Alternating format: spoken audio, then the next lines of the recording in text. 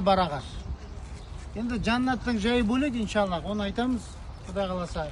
Вот эта пальма, которую вы видите, это пальмообразная, это финик.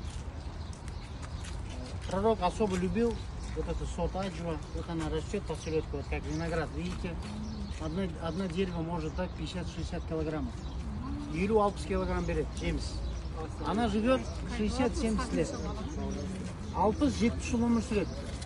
Бір құрма ағашы. Она дает свои плоды в 7 лет. После 7 лет. 7 жылдан кейін берет жеміс. Вот она растет, кстати, смотрите. И пророк алейхиссалам в своем хадисе изрек, говорит, есть дерево, которое похоже на мусульманина. Это дерево, поистину, что это финик. Пайғамбарымыз алейхиссалам хадисінде айтады, мұсылманға ұқсайтын ағаш бар дейді. Ол құрма ағашы. Не үшін құрма ағашы деді? Себебі осы тұрған құрма ағашы өзі осы тұрғанымен пайдалы ғой.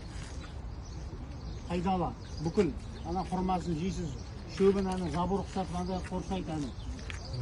Как забор, смотрите, используется. Финик вы едите. И вот этот ствол тоже как забор. Как забор она тоже применяется. И смотрите, если ее хорошенько вот так ударить сильно, она умрет. Қатты бір соққы берсеңіз, сонда сезімтал өліп қалады.